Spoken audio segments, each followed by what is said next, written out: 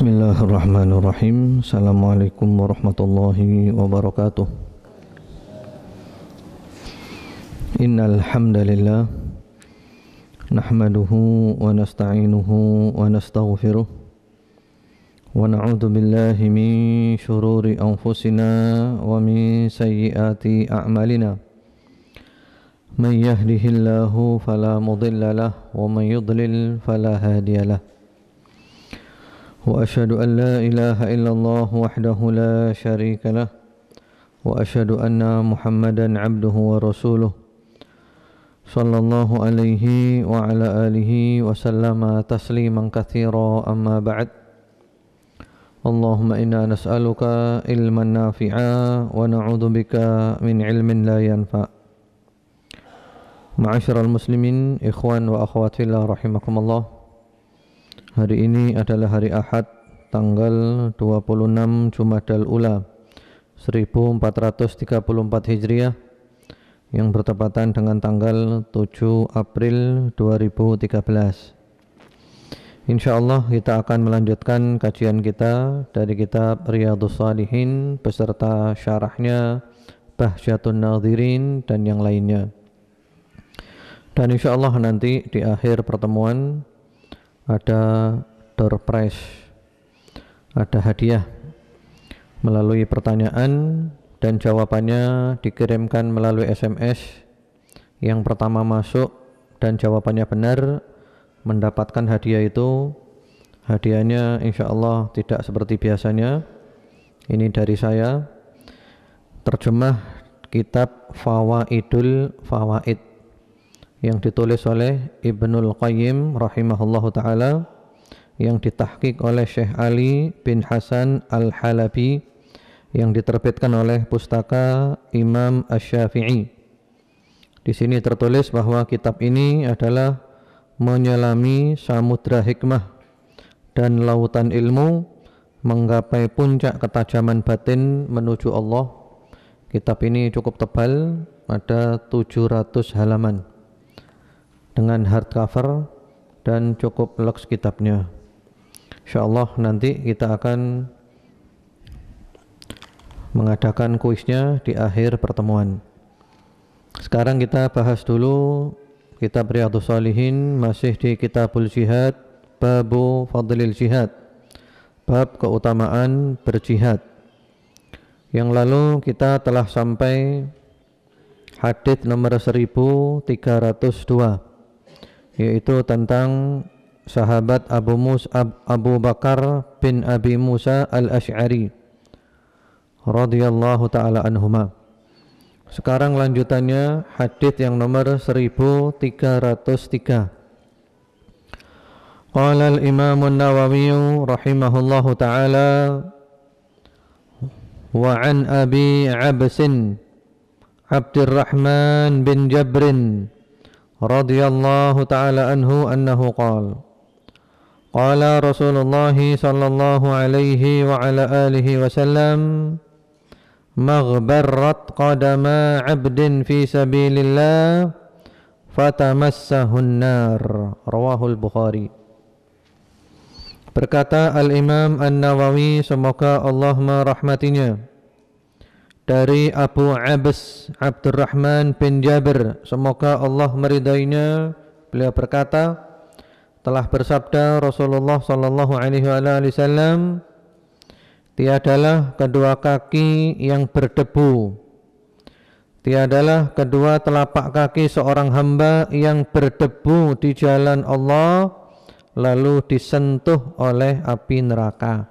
Hadis riwayat Al-Imam Al-Bukhari rahimahullahu ta'ala. Jadi ini masih tentang keutamaan jihad.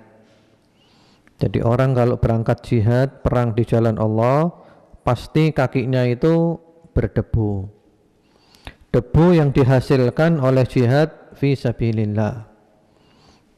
Maka kedua telapak kaki yang berdebu itu, yang debunya adalah debu jihad fi sabilillah, tidak akan disentuh oleh api neraka. Jadi maksudnya orang yang berjihad di jalan Allah subhanahu wa ta'ala tidak akan masuk neraka. Jadi ini merupakan isyarah ila azimi qadril jihad fi sabilillah.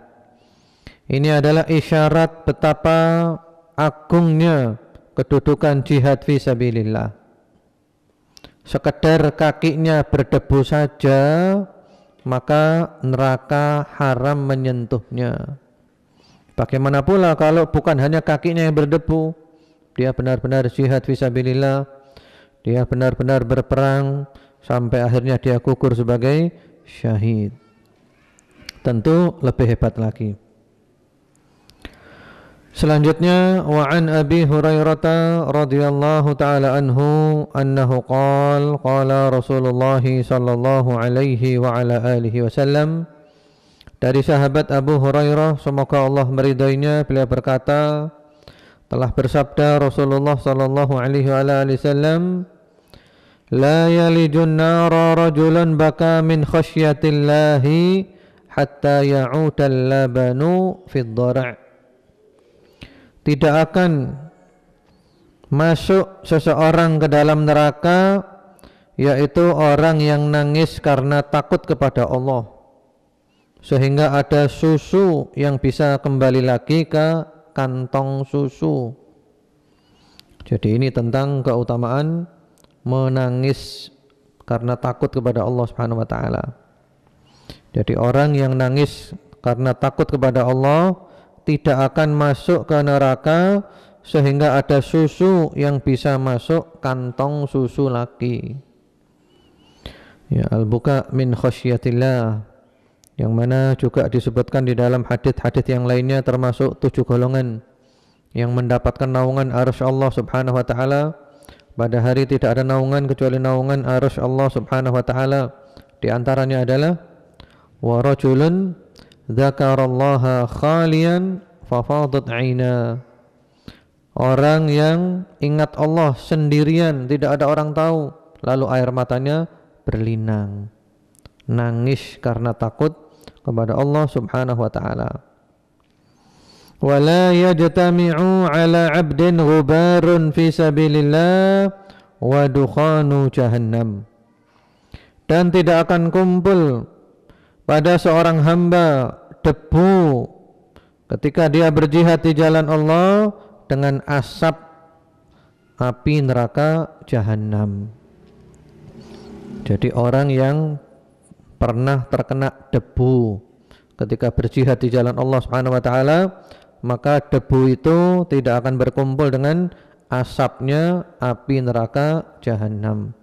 Jadi dia terbebas dari api neraka jahanam. Rawahu Tirmidzi wa qala haditsun hasanun sahih.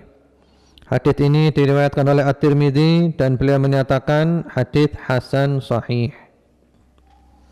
Selanjutnya, wa an Ibnu Abbas radhiyallahu taala anhuma annahu qala sami'tu Rasulullah sallallahu alaihi wa ala alihi wasallam yaqul, dari sahabat Ibnu Abbas semoga Allah meridai keduanya, beliau berkata, aku pernah mendengar Rasulullah sallallahu alaihi wasallam bersabda, ainani la tamassuhuman nar, 2 mata yang tidak akan disentuh oleh api neraka. Ada 2 mata yang tidak akan disentuh oleh api neraka. Yang pertama-tama, ainun bakat min khasyatillah, mata yang nangis karena takut kepada Allah Subhanahu wa taala.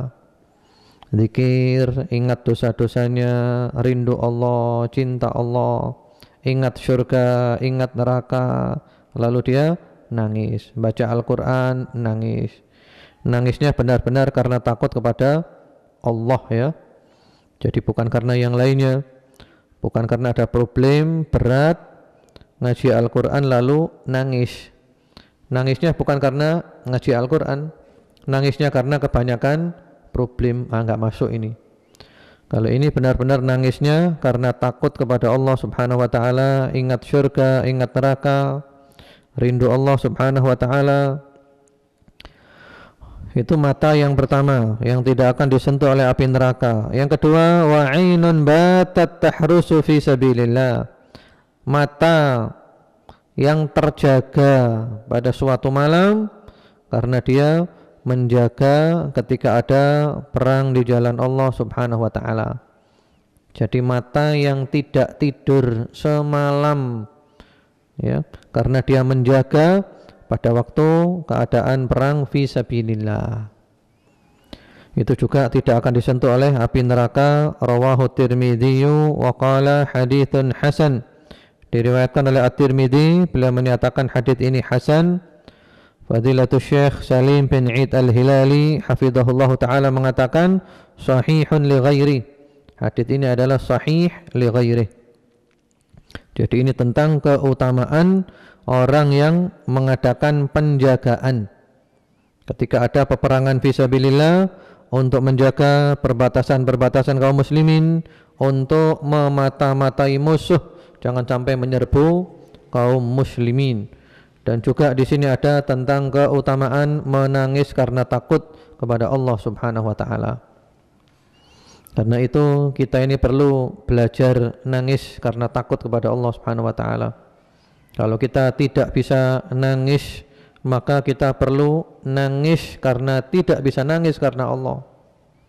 Sehingga di antara doa-doa perlindungan Rasulullah sallallahu alaihi wasallam, yaitu beliau mengucapkan wa a'udzubika min 'ainin la tadma'. Hamba berlindung kepadamu ya Allah daripada mata yang tidak bisa nangis, mata yang beku. Itu di antara doa perlindungan Rasulullah Muhammad sallallahu alaihi wasallam. Jangan sampai matanya beku, tidak bisa nangis karena Allah Subhanahu wa taala. Kemudian selanjutnya wa an Zaid bin Khalid radhiyallahu taala anhu anna Rasulullah sallallahu alaihi wa ala alihi wasallam qala, dari Zaid bin Khalid semoga Allah meridainya, bahwasanya Rasulullah sallallahu alaihi wa ala alihi wasallam bersabda, man jahhaza ghaziyan fi sabilillah faqad ghaza. Barang siapa yang mempersiapkan orang yang hendak berperang di jalan Allah, maka dia berarti sudah ikut perang.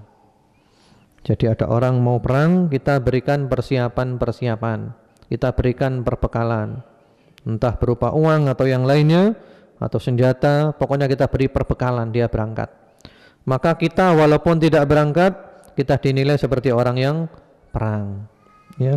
Seperti kita membantu Palestina untuk perang di sana, maka walaupun kita tidak ikut perang, kita dihukumi sebagai orang yang ikut perang, karena membantu memberikan persiapan untuk orang yang perang fisabilillah. Wa man khalafa ghaziyan fi ahlihi bi khairin faqad ghaza. Demikian pula orang yang menjaga keluarga orang yang berperang di jalan Allah, keluarganya dijaga dengan baik, maka dia juga termasuk ikut perang. Jadi ada orang perang kan dia meninggalkan anak dan istri. Anak istrinya, keluarganya kita jaga dengan baik, diayomi, dinafkahi, dilindungi, ya, dipelihara. Maka berarti orang yang tidak ikut perang itu tapi menjaga keluarga orang yang perang dengan baik, dia dihukumi sebagai ikut perang. Karena orang yang perang itu butuh dijaga keluarganya, ya, dia meninggalkan istri, meninggalkan anak, anak istrinya butuh diayomi, butuh diberi nafkah dan kebaikan-kebaikan yang lainnya. Kalau kita memperhatikan keluarganya mujahidin, maka kita termasuk orang yang berperang dan mendapat fadilah orang yang berperang. Muttafaqun alaih. Hadits ini disepakati oleh Al-Imam Al-Bukhari dan Imam Muslim rahmatullahi alaihima. Kemudian berikutnya lagi, wa an Abi Umamah radhiyallahu taala anhu annahu qala Rasulullah sallallahu alaihi wa ala alihi wasallam afdalus sadaqati dhillu fustatin fi sabilillah wa manihatu khadimin fi sabilillah au turuqatu fahlin fi sabilillah. Turuqatu fahlin fi sabilillah.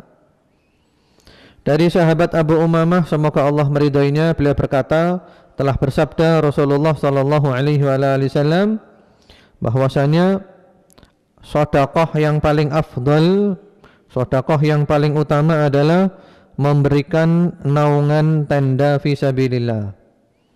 Jadi kita nyumbang tenda-tenda fisabilillah untuk orang yang perang fisabilillah, nyumbang tenda-tenda. Atau memberikan hak guna seorang pelayan fisabilillah. Ya. Jadi kita punya orang, kita suruh menjadi pelayan, melayani orang-orang yang jihad fisabilillah. Ya, hanya untuk diberikan hak gunanya saja. Dia tetap pelayan kita. Kita bebaskan, kamu silakan menjadi pelayannya orang-orang yang jihad fisabilillah.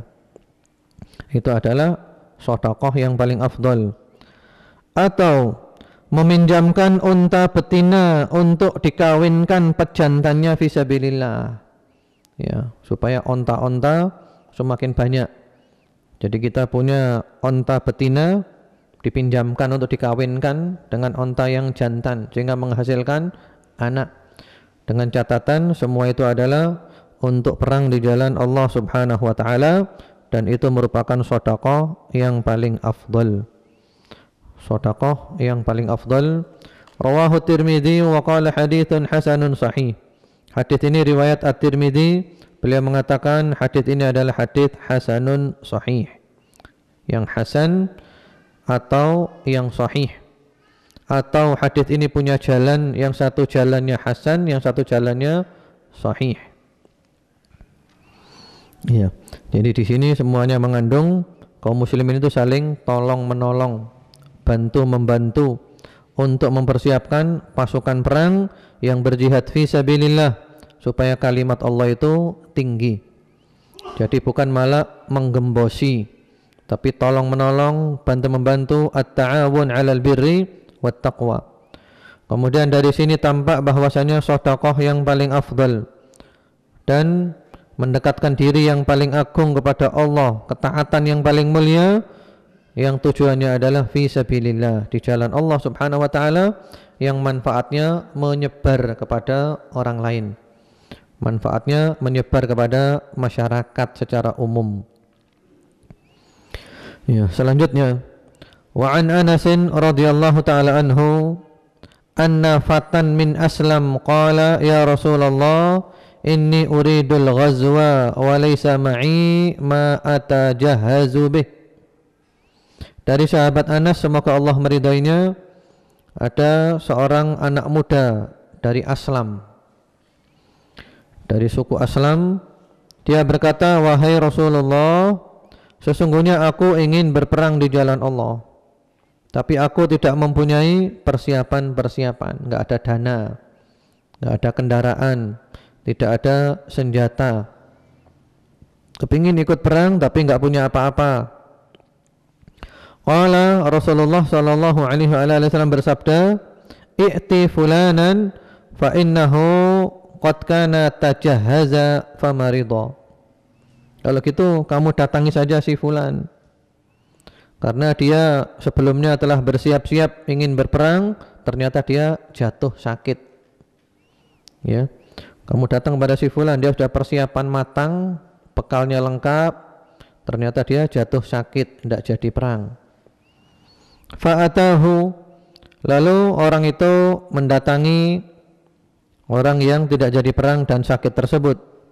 Faqala, seraya berkata, inna Rasulullah sallallahu alaihi wasallam yuqri'ukas salam wa yaqul a'tini alladhi tajahhazta bihi. Sesungguhnya Rasulullah sallallahu alaihi wasallam membacakan kepadamu salam. Rasulullah kirim salam kepadamu. Dan Rasulullah berpesan supaya bekal-bekalmu itu kamu berikan aku.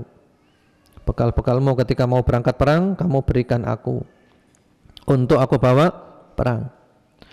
Qala, lalu orang yang sakit itu mengatakan, ya fulanah a'tihi alladhi kuntu tajahhaztu bihi wa la tahbisi anhu syai'a fa wallahi la tahbisi minhu syai'a fa yubarak laki fihi.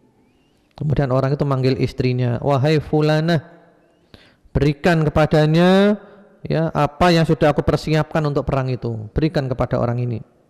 Jangan kau tahan daripadanya sedikit pun, berikan semuanya. Persiapanku kemarin itu berikan kepada orang ini semuanya, jangan kau tahan sedikit pun. Demi Allah, tiadalah engkau menahan sedikit pun dari dia, maka Allah akan memberkatinya. Maksudnya ini adalah kalau kamu tahan sedikit saja, Allah tidak akan memberikan berkah dari yang kamu tahan itu.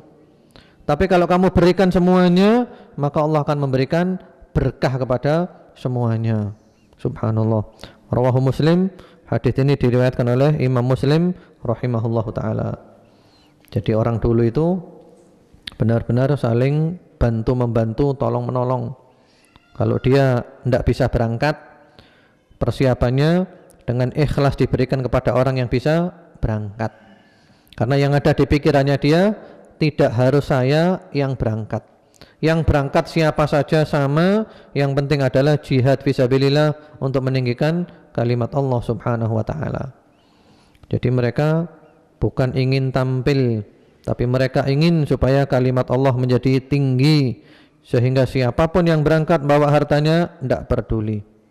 Pilihannya hanya dua, mendapatkan kemenangan dan kejayaan atau gugur syahid fi sabilillah. Selanjutnya, wa an Abi Sa'id al-Khudri radhiyallahu taala anhu anna Rasulullah sallallahu alaihi wasallam ba'atha ila Bani Lahyan faqala yanba'ithu atau liyamba'ith min kulli rajulaini ahaduhuma wal ajru bainahuma, rawahu Muslim. Dari sahabat Abu Sa'id al-Khudri, semoga Allah meridainya, bahwasanya Rasulullah sallallahu alaihi wasallam mengirim utusan kepada suku Bani Lahyan. Sambil Rasulullah bersabda, hendaklah tiap-tiap dua orang itu yang berangkat adalah salah satunya, dan ganjarannya untuk mereka berdua. Hadis ini riwayat Imam Muslim. Jadi jangan berangkat semuanya, sebagian berangkat, sebagian tetap jaga di kampungnya. Nanti ganjarannya dibagi dua. Wa fi riwayatin lahu, dalam riwayat yang lainnya, riwayat Imam Muslim juga rahimahullahu taala, liyakhrud min kulli rajulaini rajulun, hendaklah dari tiap-tiap dua orang itu keluar satu orang. Tsumma qala lil qa'id, kemudian beliau bersabda kepada orang yang duduk, yang tidak berangkat perang, ayyukum khalafal kharij fi ahlihi wa malihi bi khairin kana lahu mithlu nisfi ajril kharij. Siapa saja di antara kamu yang tidak ikut perang ini tapi menjaga keluarga dan harta orang yang perang dengan baik, maka dia mendapat separuh daripada ganjaran orang yang ikut perang. Jadi yang satu ikut perang, yang satu jaga keluarganya, jaga hartanya dengan baik, maka yang tidak ikut perang tapi jaga itu mendapatkan separuh ganjarannya orang yang ikut perang. Jadi istilahnya itu bagi-bagi tugas, ya, bagi-bagi tugas. Tidak mungkin semuanya ikut perang. Iya. Selanjutnya, wa 'anil Bara radhiyallahu taala anhu annahu qala, dari sahabat Al-Bara, semoga Allah meridainya, beliau berkata, atan nabiyya sallallahu alaihi wasallam rajulun muqanna'un bil hadid. Ada seorang laki-laki datang kepada Nabi Muhammad sallallahu alaihi wasallam, dan orang itu memakai tutup kepala dari besi. Jadi pakai baju perang, ya, pakai helm besi itu. Faqala, lalu orang itu berkata, ya Rasulullah, uqatil au uslim. Ya Rasulullah, saya ikut perang atau masuk Islam dulu. Jadi ternyata orang ini masih kafir. Saya ikut perang langsung atau masuk Islam dulu? Lalu kata Rasulullah sallallahu alaihi wasallam, aslim tsumma qatil, masuk Islam dulu baru kemudian ikut perang. Fa aslam, lalu orang itu masuk Islam. Masuk Islam gampang kan? Apa yang dia lakukan? Cuman mengucapkan dua kalimat syahadat, asyhadu an la ilaha illallah wa asyhadu anna muhammadar rasulullah, masuk Islam sudah. Salat kan nanti nunggu datangnya waktu salat. Begitu dia sudah masuk Islam, mengucapkan syahadat, tsumma qatala faqutil, dia ikut berangkat perang dan dia terbunuh di medan perang. Faqala Rasulullah sallallahu alaihi wasallam, lalu beliau bersabda, amila qalilan wa ujira katsiran. Dia beramal sedikit dan dia mendapat ganjaran yang banyak. Subhanallah. Sedikit kan amalnya? Dia sepanjang umurnya kafir, maksiat, semuanya dia lakukan, langsung masuk Islam, 2 kalimat syahadat, langsung perang, belum sempat berbuat apa-apa, selain perang itu terbunuh, ya masuk ke dalam syurga.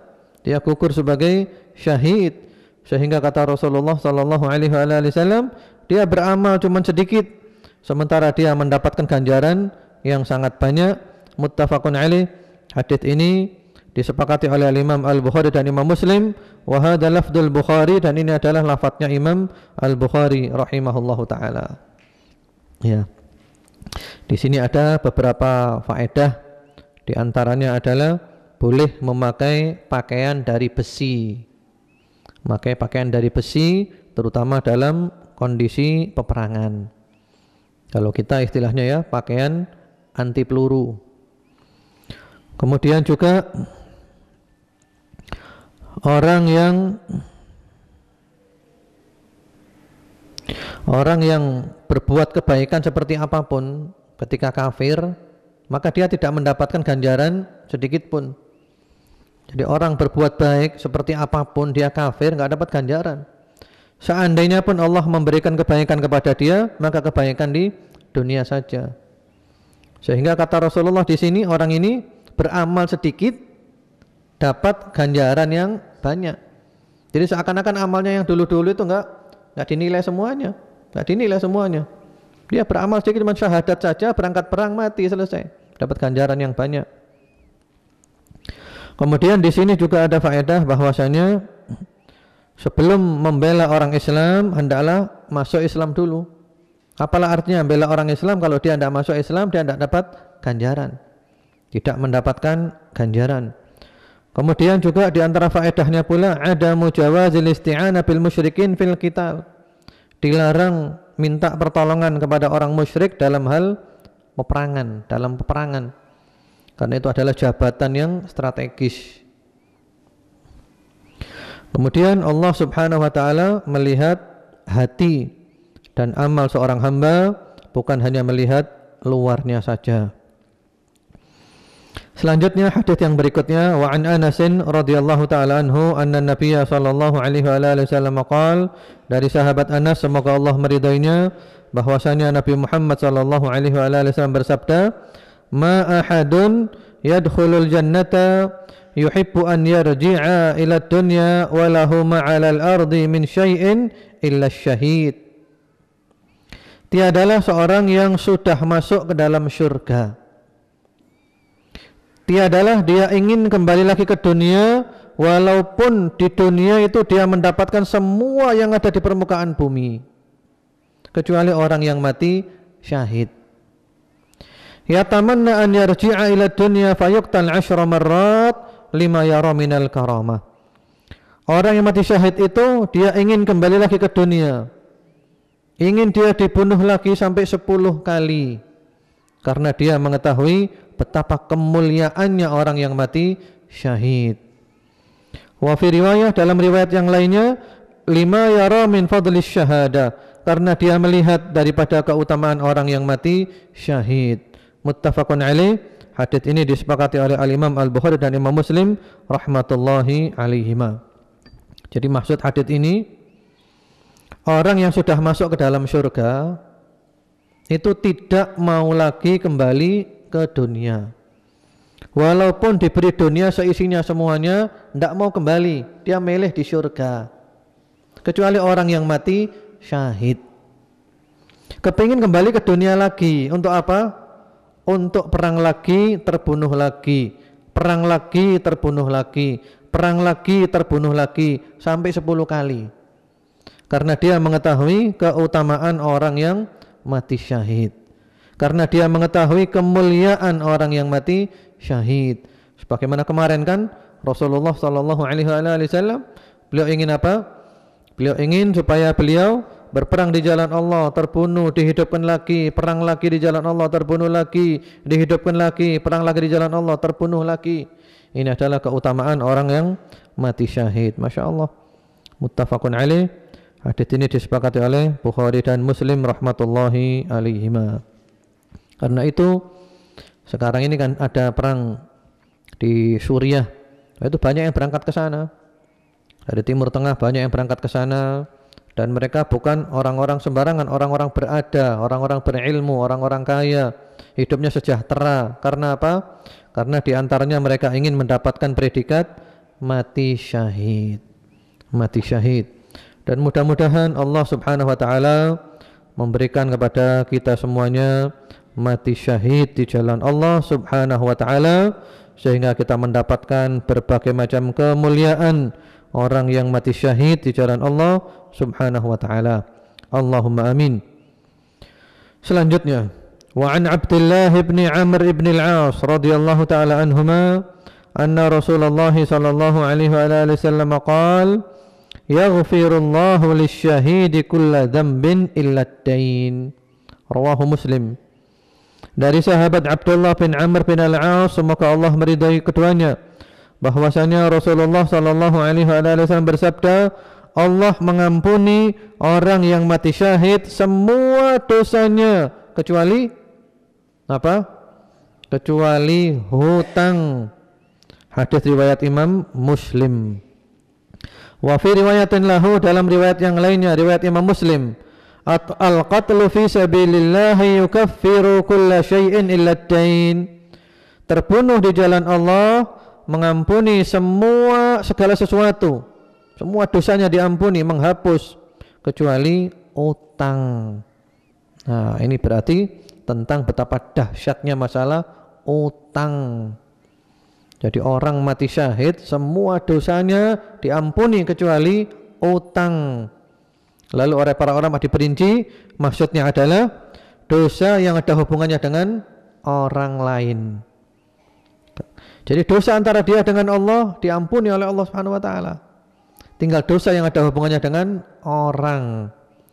Karena dosa yang ada hubungannya dengan orang itu oleh Allah belum diampuni sebelum diselesaikan urusannya, termasuk utang. Karena itu diantara yang membuat orang bangkrut hari kiamat, orang muflis, pailit, kolap, ya, karena dia banyak kedoliman kepada orang lain.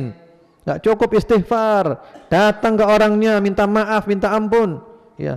Kalau ada utang kembalikan atau minta dihalalkan. Termasuk kita menghina orang, mencaci maki orang, menfitnah orang, minta ampun kepada Allah, gak diampuni. Datang kepada orang itu minta maaf, menyesal, benar-benar kapok, tidak akan ulangi lagi. Kalau tidak, bangkrut hari kiamat, bangkrut. Jadi masalah utang ini penting. Karena itu ikhwan wa akhwat fillah rahimakumullah, jangan gampang-gampangkan masalah utang.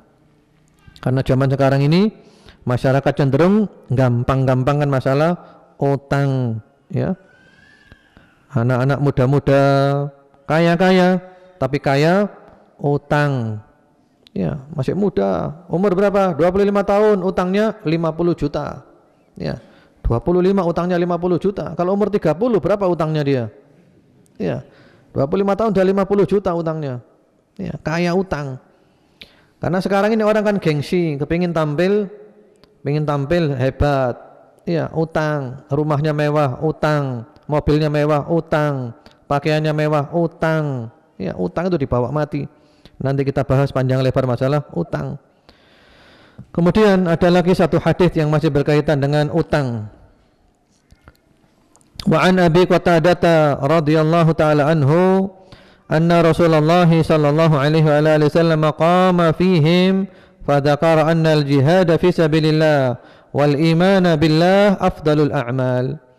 Dari sahabat Abu Qatadah, semoga Allah meridainya, bahwasanya Rasulullah sallallahu alaihi wasallam, ya, berdiri di hadapan para sahabat lalu menyebutkan bahwa jihad di jalan Allah, iman kepada Allah adalah merupakan amalan yang paling afdal. Faqama rajulun, lalu ada satu orang yang berdiri mengatakan, faqala ya Rasulullah, ara'aita in qutiltu fi sabilillahi atukaffaru anni khataayaya? Wahai Rasulullah, bagaimana pendapat Anda kalau saya terbunuh di jalan Allah? Apakah diampuni semua dosa-dosa saya? Dihapus semua dosa saya? Faqala lahu Rasulullah sallallahu alaihi wasallam, Rasulullah menjawab, "Na'am, in qutilta fi sabilillah wa anta sabir, muhtasib, muqbil, ghairu mudbir." Iya. Diampuni semua dosamu Jika kamu berperang di jalan Allah dalam keadaan kamu sabar, kamu benar-benar mengharapkan ganjaran dari Allah, kamu dalam keadaan maju tidak mundur, ya maju tidak mundur. Thumma qala Rasulullah sallallahu alaihi wasallam. Kemudian Rasulullah balik tanya kepada orang itu, kaifa qulta? Apa yang kamu katakan tadi? Orang itu menjawab, qala ara'aita in qutiltu fi sabilillah atukaffaru anni khataayaya. Ara'aita, bagaimana pendapat Anda ya Rasulullah, kalau saya terbunuh di jalan Allah, apakah diampuni semua dosa-dosa saya? Faqala Rasulullah sallallahu alaihi wasallam, beliau bersabda, na'am. Wa anta sabirun muhtasibun muqbilun ghairu mudbir illa ad-dain. Fa inna Jibril alaihi salam qala lidzalik. Iya, diampuni semua dosamu. Kalau kamu berperang dalam keadaan kamu sabar, mengharapkan ganjarannya dari Allah, kamu maju ke depan, tidak mundur ke belakang, kecuali utang. Karena malaikat Jibril berkata kepadaku tentang hal itu. Jadi malaikat Jibril baru saja memberi wahyu kepadaku bahwa utang belum diampuni oleh Allah Subhanahu wa taala, utang harus diselesaikan. Rawahu Muslim. Hadis ini riwayat Imam Muslim rahimahullahu taala. Jadi masalah utang ini berat. Ikhwan wa akhwat fillah rahimakumullah, jangan gampang-gampangkan masalah utang. Mari kita membahas masalah utang, ya. Saya punya tulisan yang sudah lama saya tulis semenjak tahun 2002 tentang masalah hadits-hadits berkaitan masalah utang.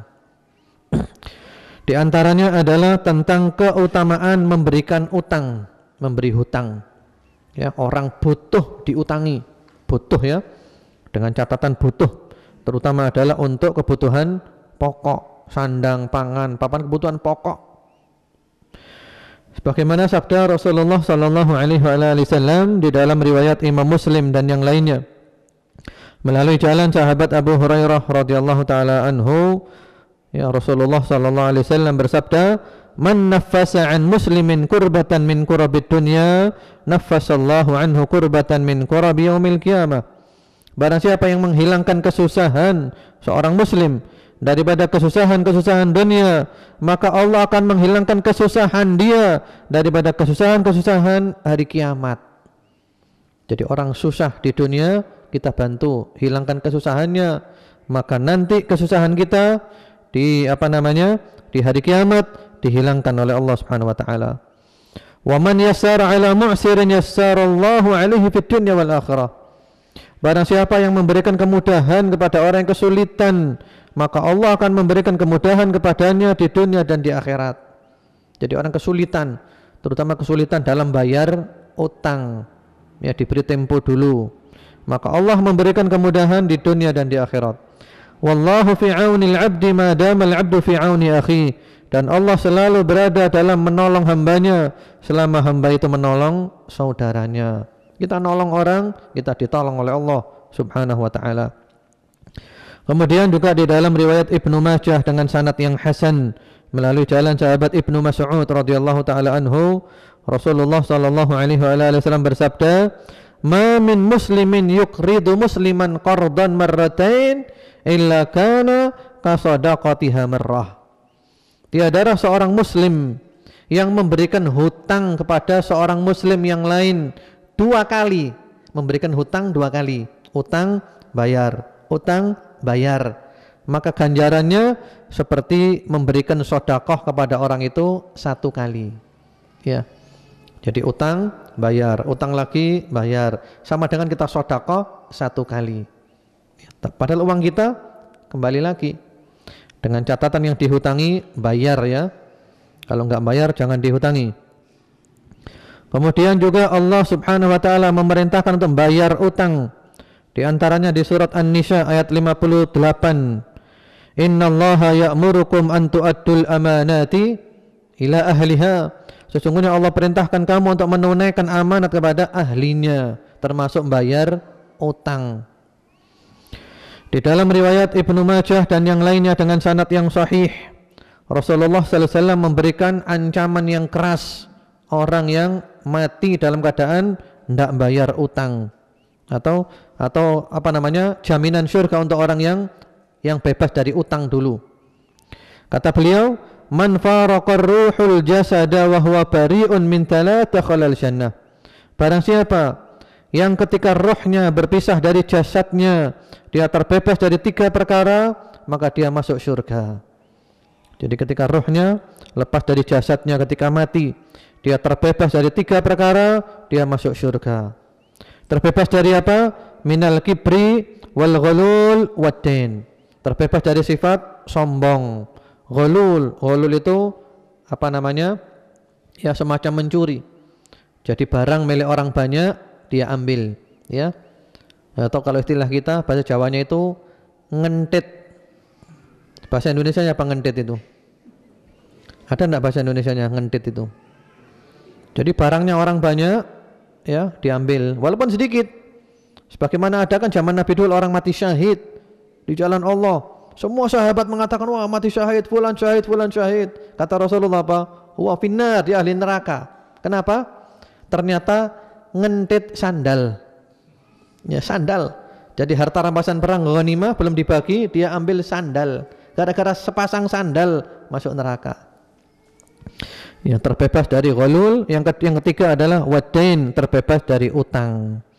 Jadi kalau orang mati terbebas dari 3 ini, dia masuk ke dalam surga, bebas dari sombong, bebas dari ngentit, dan bebas dari utang.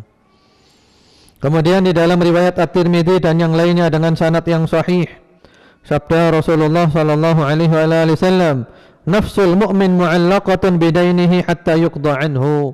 Jiwa seorang mukmin tergantung oleh utangnya sehingga benar-benar dilunasi dulu utangnya.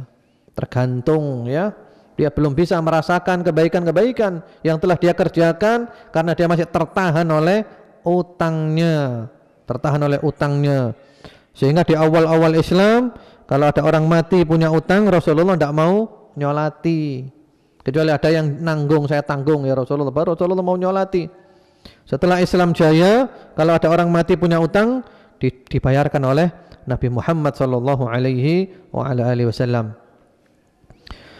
Kemudian berikutnya lagi riwayat Ibnu Majah dengan sanad yang sahih. Sabda Rasulullah sallallahu alaihi wasallam, man mata wa alaihi dinar aw dirham qudiya min hasanatihi laisa thamma dinar wala dirham. Barang siapa mati dalam keadaan punya utang dinar atau dirham, kalau kita sekarang rupiah atau dolar atau yang lainnya, maka diambil daripada kebaikan-kebaikannya, karena hari itu tidak ada lagi dinar, enggak ada dirham. Kebaikannya diambil untuk bayar utangnya. Kalau kebaikannya habis belum bayar, maka dosa orang yang diambil uangnya itu diberikan dia, sehingga ganjarannya habis, dosanya tambah banyak, dilempar ke neraka, dan itulah orang yang bangkrut. Kemudian juga di dalam riwayat Al-Imam Al-Bukhari rahimahullahu ta'ala, Rasulullah sallallahu alaihi wasallam bersabda, man akhadha amwalan nas yuridu ata'aha addallahu anhu. Barang siapa mengambil harta manusia, ya utang, dan dia niatnya adalah bayar, maka Allah memudahkan dia untuk bayar. Jadi ketika utang itu niat bayar. Saya utang ini saya niat bayar, maka benar-benar oleh Allah dimudahkan untuk membayar utangnya. Wa man akhadha yuridu itlafaha atlafahullah. Sementara orang yang mengambil harta manusia yang utang dan dia niatnya adalah tidak bayar, maka Allah benar-benar menjadikan dia tidak bisa bayar, hartanya dimusnahkan oleh Allah subhanahu wa ta'ala. Karena ada orang ketika utang itu dua macam. Ada orang ketika utang memang niatnya adalah bayar, dia berupaya untuk membayar, dimudahkan oleh Allah. Tapi ada orang ketika utang memang niatnya adalah tidak bayar, niatnya adalah ngemplang, ya, tidak bayar, maka Allah menjadikan hartanya itu musnah, binasa, dia benar-benar tidak bisa membayar utangnya. Kemudian di dalam riwayat Ibnu Majah dengan sanad yang hasanun sahih, Rasulullah sallallahu alaihi wasallam bersabda, ayyuma rajulin yadinu dainan wa huwa mujmi' alla yuwaffiyahu iyyah laqiyallaha sariqan.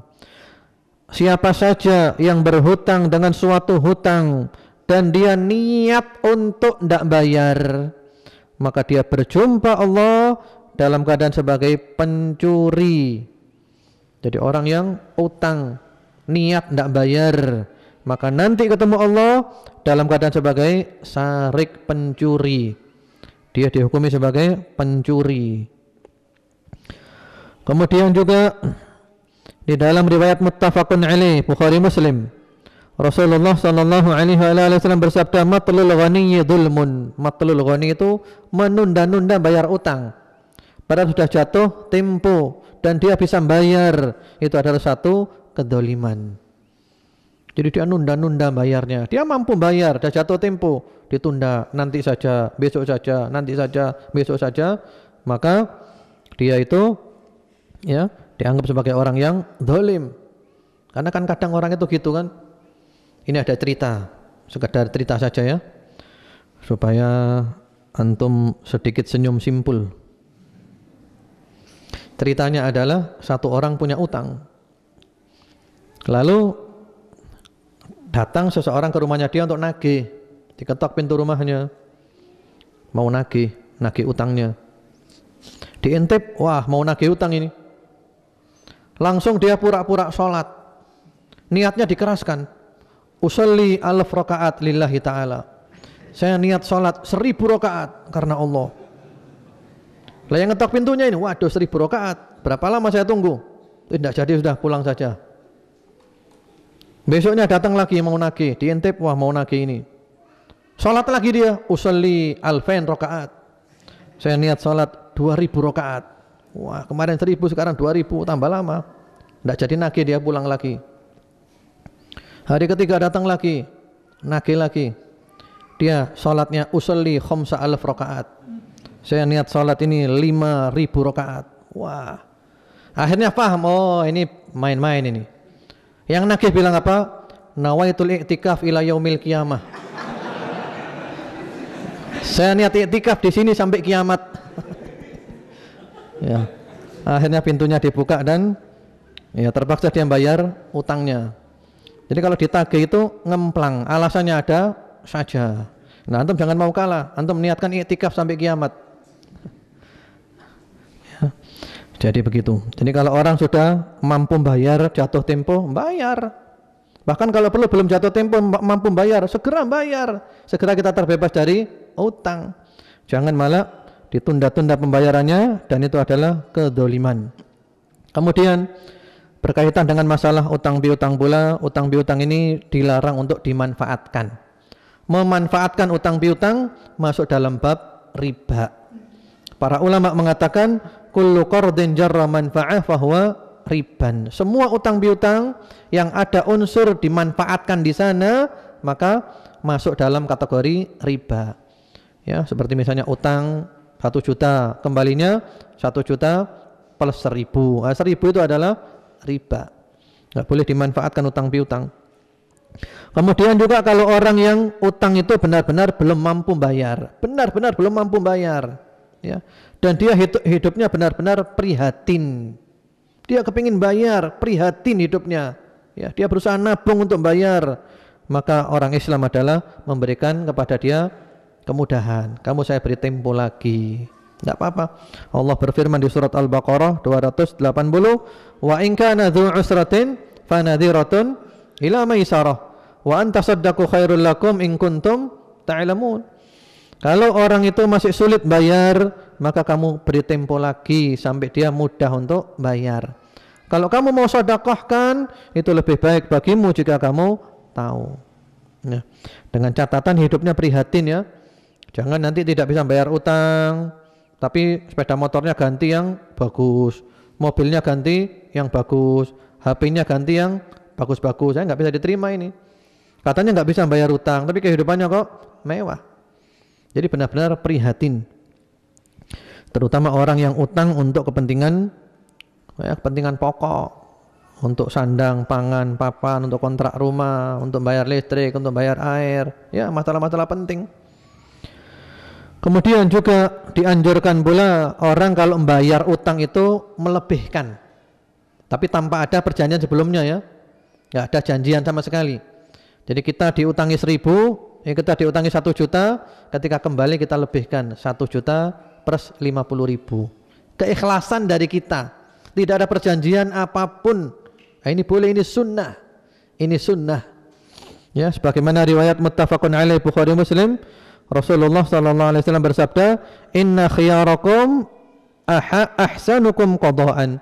Sesungguhnya yang terbaik di antara kamu adalah yang paling baik ketika melunasi utangnya. Maksudnya bagaimana? Disebutkan di dalam riwayat Imam Bukhari dan juga Abu Dawud melalui jalan sahabat Jabir radhiyallahu taala anhuma. Ya, sahabat Jabir mendatangi Nabi Muhammad sallallahu alaihi wasallam ketika Rasulullah di masjid. Lalu Rasulullah mengatakan, "Shalli raka'atain." Kamu salat dulu 2 rakaat. Salat sunnah tahiyatul masjid.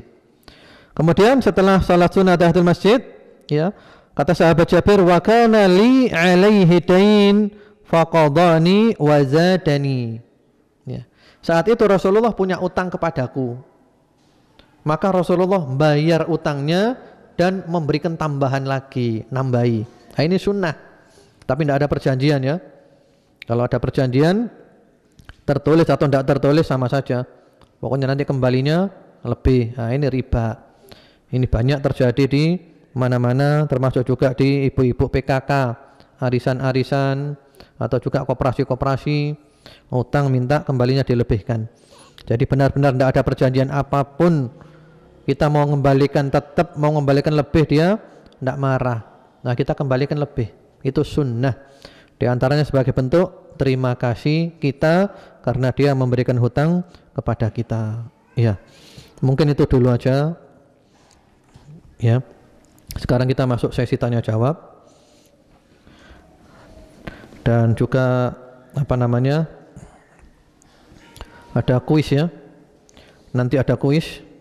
Kitabnya hari ini beda dengan kemarin-kemarin. Kitabnya cukup tebal, 700 halaman.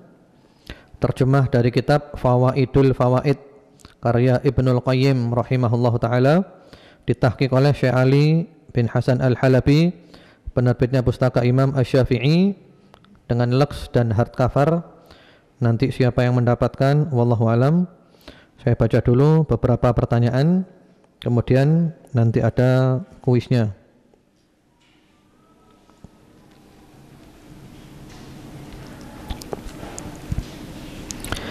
Ya, Assalamualaikum Ustadz. Waalaikumsalam. Bagaimana cara mempertahankan nangis karena Allah? Kadang ketika sholat atau berdoa terasa biasa-biasa saja.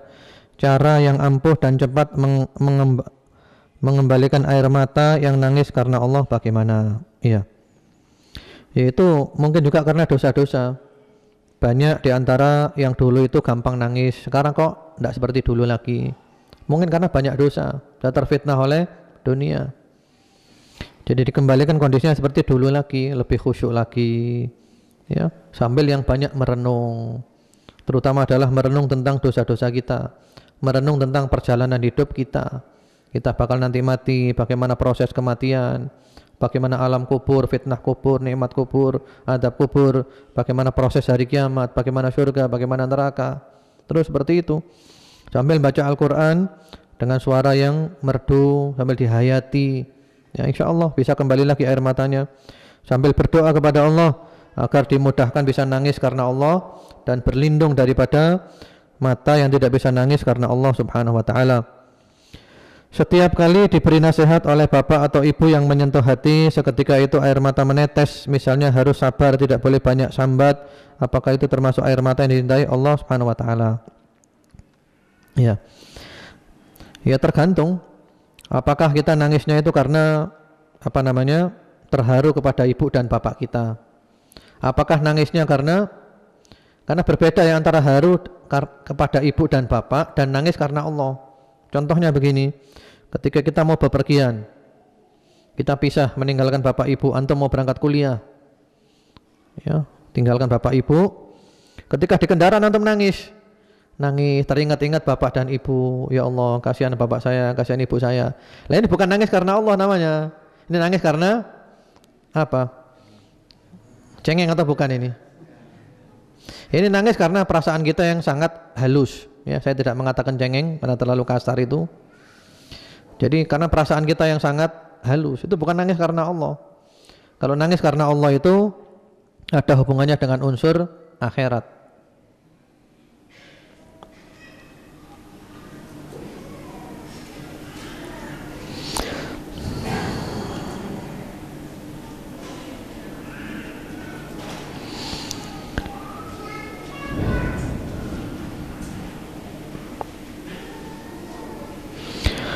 Assalamualaikum warahmatullahi wabarakatuh. Waalaikumsalam warahmatullahi wabarakatuh. Ustadz, bagaimana sikap kita terhadap kelompok-kelompok yang menghujat ulama-ulama jihad, Syekh Abdullah Azzam, Syekh Ahmad Yasin dan lain-lain?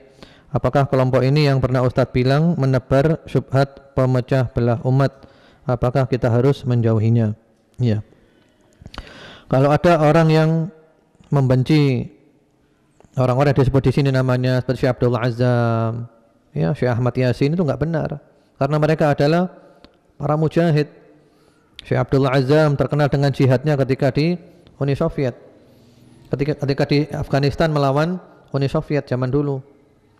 Yang mana ketika itu Syekh Abdullah Azzam rahimahullahu taala itu banyak mengadakan perjalanan ke negara-negara Arab untuk memotivasi para pemuda berangkat jihad ke Afghanistan. Sehingga di negara Arab beliau dikenal sebagai bai'ur ruh, penjual ruhnya para pemuda. Jadi banyak pemuda berangkat untuk jihad. Dan alhamdulillah akhirnya Uni Soviet tumbang. Ya, beliau adalah mujahid dan beliau bukan sembarang orang alim, beliau doktor, orang alim. Orang alim punya ilmu. Beliau juga mufti memberikan fatwa. Beliau juga pandai menafsirkan Al-Qur'an. Jadi orang alim beliau. Namun setelah selesai perang di Afghanistan, beliau dan keluarganya dibom di mobilnya dan gugur sebagai syahid rahimahullahu taala. Demikian pula Syekh Ahmad Yasin rahimahullahu taala, Masya Allah, mulai kecil sampai tua jihad, sampai lumpuh duduk di kursi roda jihad, luar biasa.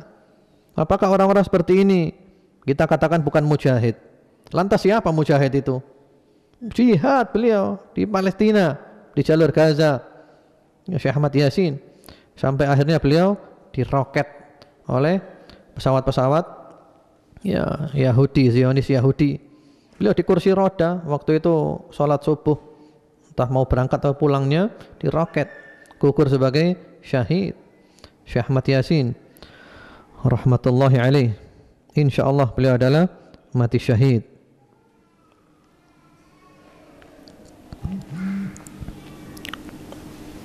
Ustadz, bagaimana kalau orang punya utang sama saya tapi tidak dibayar, tapi saya mengikhlaskannya, apakah dosanya bisa diampuni? Lah kalau Anda sudah mengikhlaskan, sudah beres, sudah selesai. Hanya orang itu mungkin tetap mendapat dosa dari hatinya yang jelek, perangainya yang buruk. Kalau urusan utang piutang sudah selesai karena Anda sudah mengikhlaskan.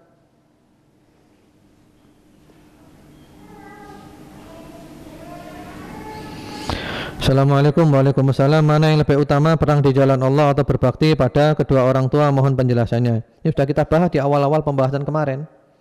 Ya, kalau jihadnya termasuk kategori yang wajib, maka walaupun orang tua tidak mengizinkan tetap berangkat. Sama dengan orang tua melarang kita sholat 5 waktu. Orang tua melarang kita untuk puasa Ramadan, kita tetap puasa. Kecuali kalau jihad bukan yang wajib, ya, yang sunnah, yang afdal, maka kita lebih mengedepankan berbakti kepada kedua orang tua.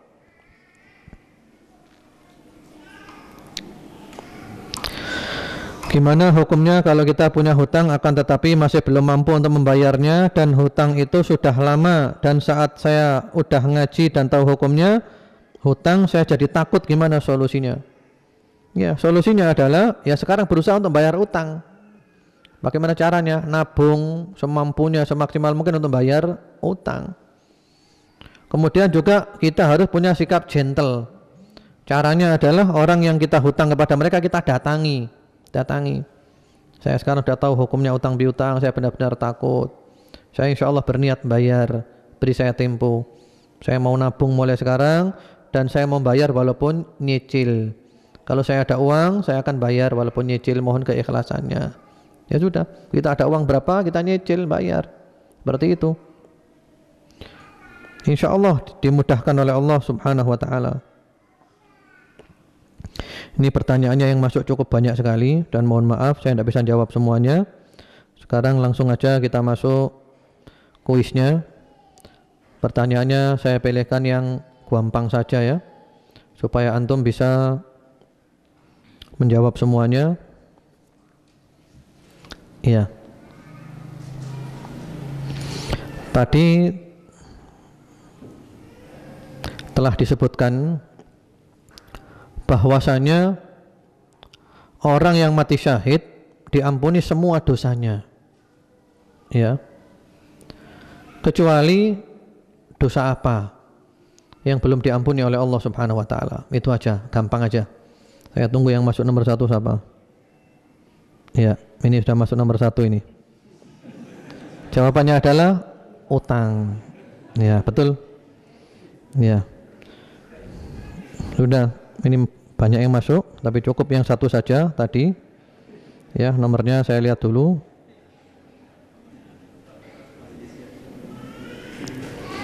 Ya, nomornya ini ya, yang 0857 55 05 75 71. Itu pemenangnya. Silahkan nanti kitabnya diambil di Al-A Nurman Abu Hamzah di radio nanti insyaallah. Wallahu alam. Mohon maaf kurang lebihnya, semoga bermanfaat, semoga Allah menjadikan kita istiqamah dan umur kita ditutup dengan husnul khotimah. Allahumma amin. Subhanakallahumma bihamdika asyhadu an la ilaha illa anta astaghfiruka wa atubu ilaik. Assalamualaikum warahmatullahi wabarakatuh.